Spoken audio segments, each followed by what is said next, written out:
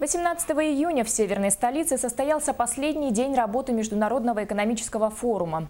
В этом году он объединил рекордное количество человек. Это более 12 тысяч участников из 130 стран мира. Об итогах масштабного бизнес-мероприятия в материале Айсены Бурнашовой.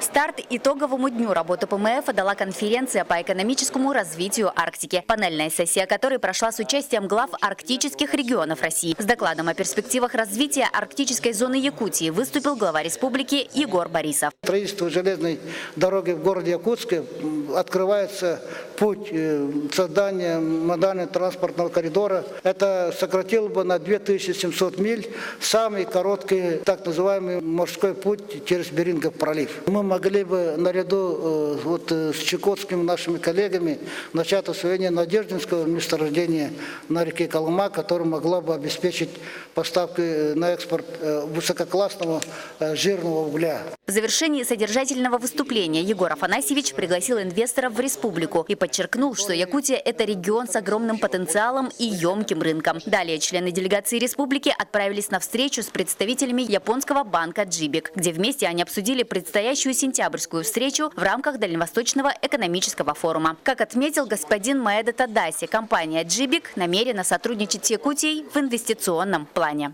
Всего по итогам форума с Якутией подписано несколько крупных соглашений в области энергосбережения, геологии и иностранных инвестиций на общую сумму более 20 миллиардов евро. На форуме было представлено свыше 1300 компаний. Всего в рамках ПМФ было подписано 332 официальных соглашения на сумму в 1 триллион 24 миллиона рублей. И это, как заверили организаторы, только та сумма, которая не покрыта коммерческой тайной. И вновь Петербургский экономический форум подтвердил свой высокий статус самой авторитетной и востребованной во всем мире площадки для открытых и прямых дискуссий. Форум выявил новую экономическую реальность. Россия была и остается важнейшим центром притяжения всего делового сообщества. Отметим, что в следующем году форум пройдет в первых числах июня и будет организован на таком же высоком уровне. Айсена Бурнашова, Егор Максимов, Лидия Андросова, НВК Саха, Санкт-Петербург.